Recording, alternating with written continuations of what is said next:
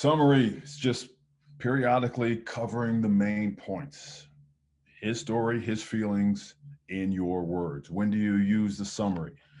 At the beginning of the conversation and at the end. I recommend you starting off your conversation with a summary of what brought you to the table, what brought you to the phone, why are we having this conversation?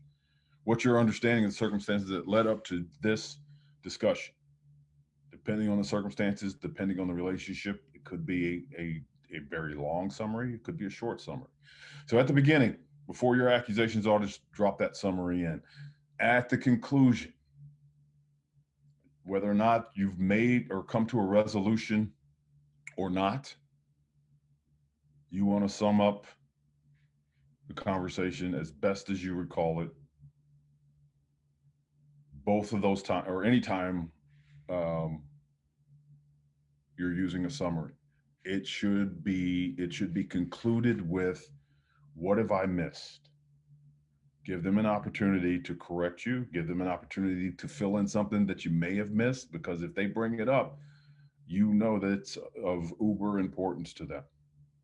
And it's another demonstration of your willingness to defer. What have I missed?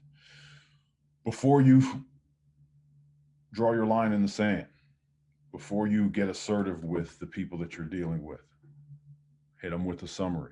When you need to have a point clarified, hit them with the summary. Before you make a counteroffer, summarize the conversation to that point. And going back to clarification, especially valuable if you're talking for an extended period. It is wholly appropriate for you to stop the conversation and say, hey, we've been at this for about 45 minutes now. Are you against me summarizing what we've talked about to this point? Wholly appropriate for you to put the brakes on the conversation at that point. How do you get to that level that you're able to summarize their thoughts and feelings so well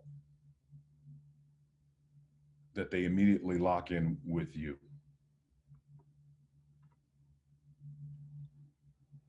By simply listening. You heard me say it before, the cheapest and most effective concession that you can make to another person is to listen. It is the most powerful, it is the most underutilized tool in your toolbox. Forget the Black Swan method for a second. Listening by itself increases your ability to influence other people.